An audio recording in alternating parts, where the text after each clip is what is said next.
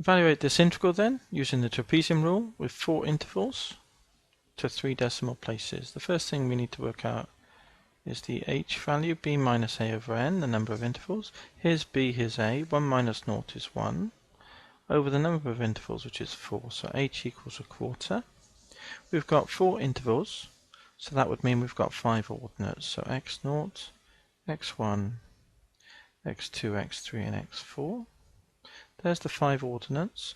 We start from 0 and we finish at 1, and we go up by a quarter each time. So let's put those down then. Adding on a quarter each time, and we end up with 1.00, of course. That's the value 1. There they are. So there's the x ordinates. And then we need to work out the y ordinates.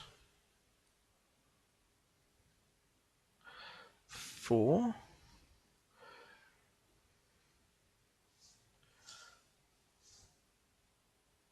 So there's the 5 y ordinates, y0 to y4.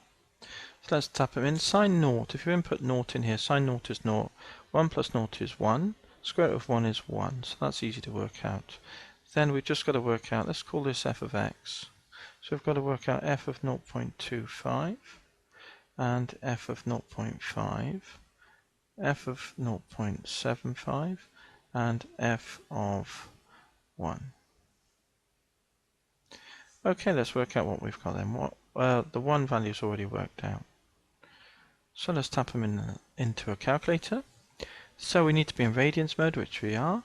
It's the square root of 1 plus sine of x. First instance, it's 0.25, the value of x, equals 1.11687. Next value, put in 0.5 into that. 21632. 1.21632. Next one, 0.75. Tap that in. 29678. 1.29678. And then the last one, put in the value 1 instead of 0.75. Tap that in. 35701, isn't it? Because the 8 rounds the 0 up to 1. 35701. 1.35701. Yep. Okay, so now we can work out the integral then, according to the trapezium rule. Here's the formula, h over 2, so 1/4 over 2 is 1/8.